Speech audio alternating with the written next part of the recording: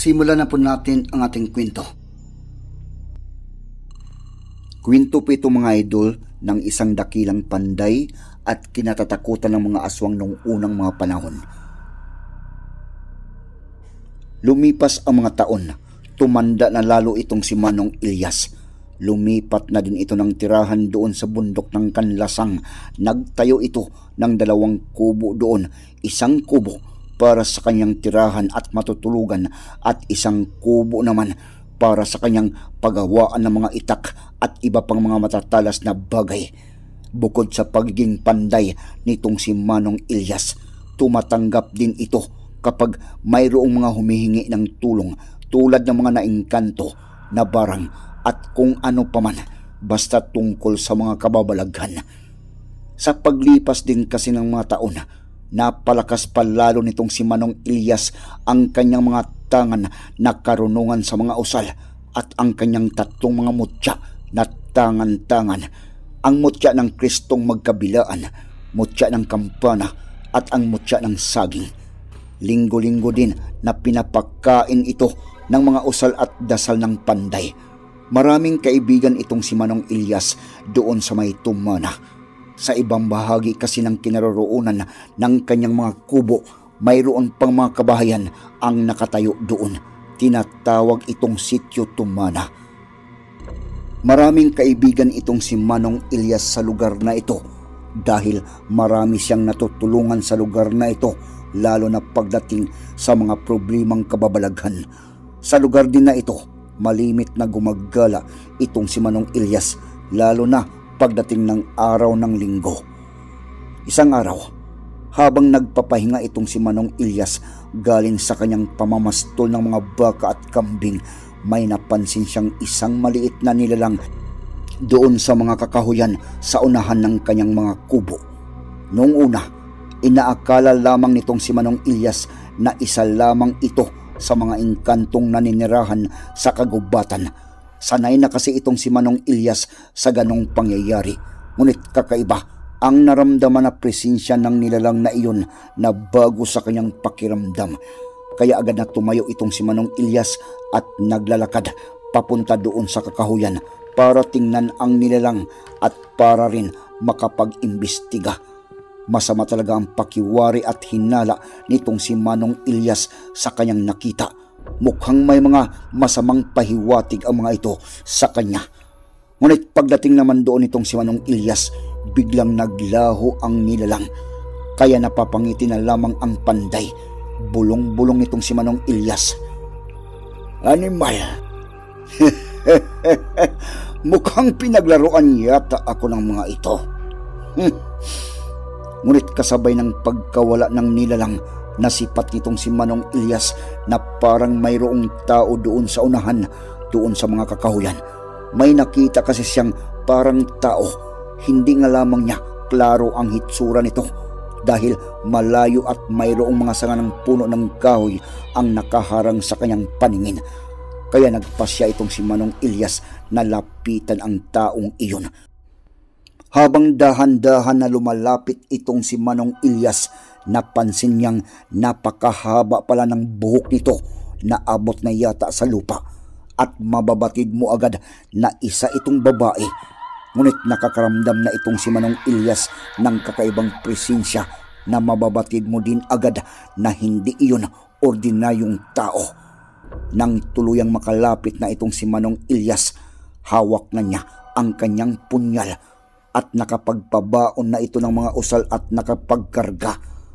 Dahil kung masamang elemento iyon, hindi siya magdadalawang isip na patayin agad ang nilalang na ito. At wika nito doon sa babae na sa mga oras na iyon nakatakip ang mga mahaba nitong buhok sa kanyang pagmumukha. Magpakilala ka, ining, at ipakita mo ang tunay mong hitsura. Dahil kung hindi ako magdadalawang isip na kitlan kita ng buhay. Kung isa ka mang elemento, ipakita mo ito agad sa akin at sabihin mo kung ano ang pakay mo sa aking teritoryo. Ilang sandali lamang Nakita nitong si Manong Ilyas na inalis na ng babae ang pagkakatakip ng kanyang mga buhok sa kanyang muka at bumungad sa paningin nitong si Manong Ilyas ang maganda at napakaamo nitong hitsura. Sagot nito kay Manong Ilyas, "Nandarito ako, Ilyas, para balaan kita. Hindi ako kaaway, hindi ako kampo ng kadiliman. Isa akong kaibigan. Nagmamalasakit lamang ako sa iyo. Dahil sa mga darating na araw, may paparating na mga kalaban na napakalakas ang mga tangan. Kaya kailangan mong humanda at gumawa pa ng mga armas panlaban sa mga ito." Matapos na masabi iyon ng babaeng nilalang, agad na kumikinang ang suot nitong damit at pagkatapos nagpalit na ito ng anyo sa pagiging isang timawa. Wikang sagot naman nitong si Manong Ilyas, "Batid kong isa kang timawa, mga tagapagpangalaga ng kalikasan. Hindi ko naman naramdaman sa iyo ang mga pakiramdam at presensya galing sa mga kampo ng kadiliman. Kaya naniniwala ako sa mga sinasabi mo. Maraming salamat. Maraming salamat sa mga babala mo. Gawin ko ang mga sinasabi mo." Pagkatapos biglang nagiging malaking ibon na kulay puti ang nilalang na iyon at agad na lumipad ito ng napakataas at lumayo. Matapos naman ang pangyayaring iyon, nagpasya itong si Manong Ilyas na tuluyang bumalik na doon sa kanyang kubo. Nag-iisip ito ngayon tungkol sa babala ng timawang iyon. Kung totoong may mga paparating na mga kalaban, kailangan niyang humanda at gumawa ng mga matatalas na mga bagay pangontra sa mga ito. Hindi mga ordinaryong bagay ang kanyang gagawin. Kailangan niya ng mga sangkap para sa kanyang gagawing armas. Pagkadating nitong si Manong Ilyas doon sa kanyang kubo, agad na kinuha nito ang nakatagong bulalakaw para gawin iyon na isang itak. Kinuha din niya ang kanyang mga pulbo na nakatago at kinuha din ang isang kabibing kulay itim. Gagamitin niya ang langis na nandoon sa loob ng kabibi sa kanyang gagawin na armas. Matapos lamang iyon, wala nang inaaksayang sandali itong si Manong Ilyas. Agad itong lumabas doon sa kanyang kubo at naglalakad papunta doon sa isa pang kubo para simulan agad ang kanyang gagawin na armas gamit ang mga tinunaw na bulalakaw. Hindi naman nabahala itong si Ilyas sa mahigit na 10 taon niyang pananinirahan sa bukirin na ito. Makailang bisis nang may mga nagagawing mga kampon ng kadiliman sa kanyang lugar. Ngunit lahat ng mga ito napapatay ng panday. Ngunit unang bisis din ngayon na binalaan siya ng mga tagapagpangalaga ng kalikasan ng mga timawa, na ibig sabihin lamang seryoso ang babala ng mga ito. Habang ginagawa nitong si Ilyas ang kanyang bubuuhing itak, may mga ipinapahid din itong mga katas ng halaman na antunga at mga mimosa.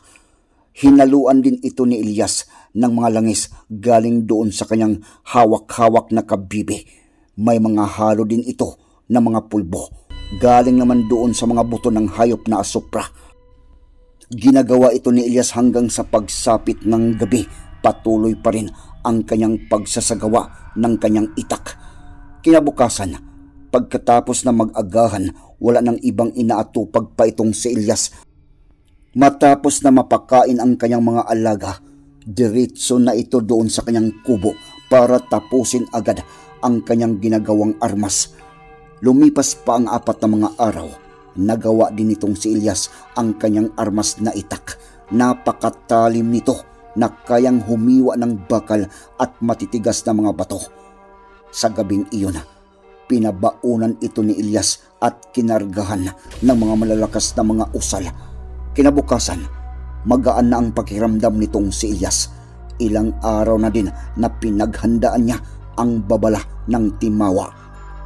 Ilang gabi na din na nagkarga ng mga orasyon itong si Ilyas para sa kanyang mga gamit at sa kanyang katawan. Habang pinapakain ito ang kanyang mga alaga sa umagang iyon, nagtataka itong si Elias nang makaramdam ito ng kakaibang mga presensya doon sa paligid. Sa mga pagkakataon na iyon kasi, nandoon itong si Elias doon sa unahan ng kanyang mga taniman ng mga gulay. Doon niya pinapakain ang kanyang mga baka at mga alagang kambing. Iba ang mga presensyang iyon doon sa mga presensya ng mga engkanto, at batid nito agad na galing ang mga presensyang ito sa mga kampon ng kadiliman. Wikang pabulong na lamang nitong si Elias sa kanyang sarili. Mukhang nandirito na ang mga demonyo. Agad naman na kumilos itong si Elias. Iniuwi na ni Elias ang kanyang mga kambing at mga baka. Pagkatapos, inilagay niya ang mga ito doon sa kulungan sa likod ng kanyang kubo. Matapos iyon, umakyat na ito doon sa kanyang kubo, at doon sa isang malit na sibay may kinuha itong kwintas na mayroong cross na magkabilaan ang Kristo. Kakaiba na din ang dapyo ng hangin sa balat nitong si Elias, na pakiwari niya talaga may nagbabanta na panganib sa kanya. Pinakain at kinargahan agad niya ang kwintas na iyon ng mga dasal. Sa mga sandaling iyon, nakaupo na lamang itong si Elias doon sa hagdanan ng kanyang kubo habang mariin na nakikiramdam. Ilang sandali pa ang mga lumipas, may nasipat ng mga malalaking uwak itong si Elias na hindi pangkaraniwan ang laki ng mga ito.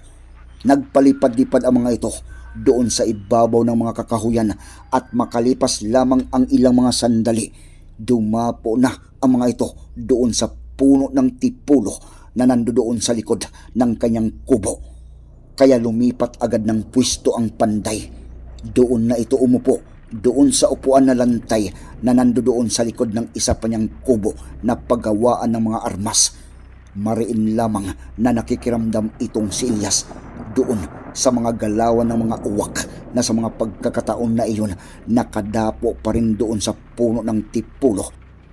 Sobrang nag-iingay na ang mga ito na hindi niya maintindihan. Nagpasipol-sipol pa lamang ang panday habang hinihintay kung ano ang balak na gagawin ng mga uwak na ito. Ilang sandali pa nang makita nitong si Elias na lumipad ang mga uwak papunta doon sa mga kakahuyan sa unahan, pumasok muna ito doon sa kanyang kubo at iniligpit ang kanyang mga nagkalat na mga kagamitan, at pagkatapos muli itong lumabas ng kubo. At agad na nasipat nitong si Elias galing doon sa mga kakahuyan ang 5 mga katao na dahan-dahan na naglalakad papunta sa kanyang kinaroroonan. Malayo pa mga ito, ngunit nababanaag agad nitong si Elias na mga matatanda ang 5 iyon batay sa mga nasipat niyang hitsura ng mga ito, at sa kanilang paglalakad pa lamang batid niya agad na mga matatanda ang mga ito. Ngunit gayon paman, batid din agad nitong si Elias na hindi mga ordinaryong matatanda ang mga ito. Batid niyang ang mga taong ito ang nagpapanggap na mga malalaking uwak kanina. Agad na nagkarga muli ng mga usal itong si Elias. Nakangisi lamang ito habang hinihintay ang paglapit ng 5 mga matatanda sa kanya. Makalipas naman ang ilang mga sandali, bago naman tuluyan na makalapit ang mga ito kay Elias, ngumisi muna ang 5 at tumigil sa kanilang paglalakad. Tumitig ang mga ito kay Elias na parang may mga gustong ipahiwatig. Wika agad nitong si Elias na tumayo na sa mga pagkakataon na iyon. Kung ano man ang gusto ninyo sa akin, mas nakakabuting sabihin na ninyo. Walang magagawa kung magtitigan lamang tayo. Napangiti naman muli ang 5 mga matatanda dahil sa sinabing iyon nitong si Elias. Sagot naman ng isa na pinakamatanda doon sa 5 na halos nakayuko na ito kung maglalakad dahil sa sobrang katandaan. Ikaw pala si Elias. Ang pinakatanyag na panday at tagapatay ng mga aswang. Nandirito kami dahil mayroon kaming gusto sa iyo, Ilyas. Nakikiusap kami sa iyo na huwag kang mangialam sa aming binabalak. Balak kasi ng aming grupo na sakupin ang lahat ng mga tao doon sa may Tumana. Matagal na din ang panahon na nagugutom ang aming angkan at ang mga tao doon sa Tumana ang sagot sa lahat ng mga ito. Kahit na ilang taon pa ang lumipas, hindi na kami magugutom pa. At sa tingin din namin, bukod doon sa may Tumana, mayroon pang mga kabahayan doon sa unahan at sa patag. Malapit lamang ang mga ito sa Tumana at nakakatiyak ang aming grupo na lahat ng mga ito kayang-kaya namin na biktimahin. Pakiusap, huwag ka nang mangialam kung ayaw mong tayo ang magkakaharap. Natitiyak kong hindi mo ito magugustuhan, Ilyas. Hindi mga basta-basta ang aming angkan. Galing ang aming angkan sa mga aswang na bangkilan. Nakakatiyak akong alam mo kung anong uring aswang ang aming pinagmulan. Sa narinig nitong si Ilyas, napatigil ang kanyang pagkangisi. Hindi dahil sa natatakot ito, kundi nakakaramdam na ito ngayon ng sobrang galit. Sa kanyang isipan ngayon pa lamang, gustong-gusto na niyang patayin ang 5 ito. Ngunit dahil nga sa sinabi ng matandang aswang na galing ang kanilang lahi sa mga aswang na bangkilan, kailangan niyang mag-iingat at pag-aralan muna ang mga kakayahan ng mga ito. Dahil nabatid nitong si Ilyas na kakaiba ang mga presensyang naramdaman niya nang makalapit na ang 5 sa kanya. Lalong lumalakas ang mga presensya na batid nitong si Ilyas na hindi lamang basta mga aswang ang mga ito. Maaring napakalakas ang kanilang mga tangan pagdating sa mga orasyon tulad ng kanyang nabalitaan tungkol sa mga aswang na bangkilan. Sa tagal na kasi niyang nakikipaglaban sa mga aswang, ilang taon na ang mga nakalipas, hindi pa siya nakakaranas na mayroong mga bangkilan na makakalaban ngayon pa lamang. Huwag niyo akong takutin, mga demonyo. Huwag ninyong ipagmalaki at ipangalandakan ang pinagmulan niyong uri. Dahil pinapatay ko ang lahat ng mga aswang, lalong-lalo na ang mga gumagawa ng mga kasamaan, kaya pasensyahan na lamang tayo. Hindi ko mapapayagan ang binabalak ninyo. Kung mayroon kayong masamang binabalak sa mga tao sa may Tumana, ako muna ang makakaharap ninyo. Pagkatapos ng pagkawikang iyon nitong si Ilyas, agad niyang itinarak ang kanyang dalang punyal sa lupa at itinaas ang kanyang itak. Napakatalim na din ang mga titig nitong si Ilyas doon sa mga aswang na parang nagbabanta. Hindi naman natinag ang 5 mga matatandang bangkilan na matalim din na nakipagtitigan doon kay Ilyas. Sagot naman noong isang matanda, "Kung iyan ang iyong gusto, Ilyas, wala na kaming magagawa pa.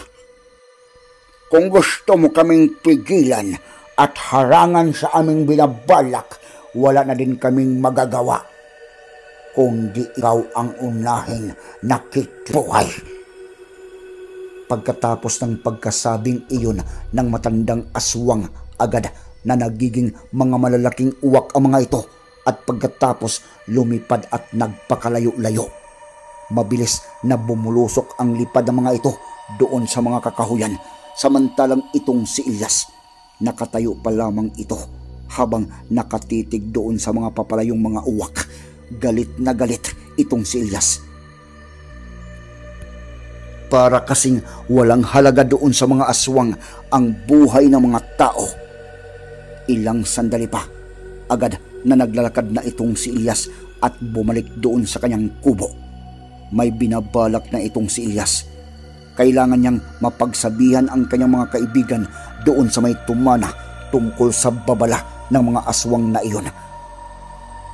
Pagkatapos na makapagbihis itong si Ilyas, agad na itong umalis doon sa kanyang kubo at kasalukuyang papunta na ito ngayon doon sa kanyang mga kaibigan sa may tumana. Makalipas naman ang ilang mga minutong paglalakad nitong si Ilyas, agad na niyang narating ang tumana. Maraming mga tao ang nandoon dahil maraming mga kabayan ang nandoon sa may tumana at sa mga pagkakataon na iyon, maraming nagkakasiyahan doon sa lugar. Mayroong naglalaro ng mga basketball at volleyball. Ang ilan din sa mga ito, abala doon sa kanilang mga taniman ng mga gulay at mga palayan. Dumiritso na itong si Ilyas doon sa pinuno ng tumana. Itong si Tatay Umping, kailangan niyang makausap agad ito. Pagdating nitong si Ilyas, saktong nandoon naman itong si Tatay Umping nagpapakain sa kanyang mga manok. Agad na bungad na wika nitong si Ilyas doon sa matandang pinuno ng tumana. Tatay Umping, kailangan kitang makausap. Mahalaga ang pakay ko sa iyo. Napatitig naman ang matanda doon kay Ilyas at nang mapagtanto nito na sobrang seryoso ang pagmumukha ng kaibigan na panday, wikang sagot naman nitong si Tatay Umping. Ikaw pala, Ilyas. Bakit naparito ka sa ganitong oras? Halika dito sa loob para magkape ka muna at kumain ng mga nilagang saging at kamote. Ano ba yung pakay mo? Pagdating ng mga ito doon sa loob, agad na sinabi na nitong si Ilyas ang kanyang pakay. Ang wika nitong si Ilyas. Tatay Umping, mahalaga itong pakay ko sa iyo at sa lahat ng mga taong nandirito. Hindi ako makakapayag na mayroong mga kampo ng demonyo ang manggagambala dito sa tumana. Tatay Umping, may mga aswang na bangkilan ang lumalapit sa akin at nakikiusap ang mga ito na huwag akong mangialam sa kanilang binabalak na pagsakop dito sa tumana dahil gawin kayong mga pagkain para sa kanilang angkan.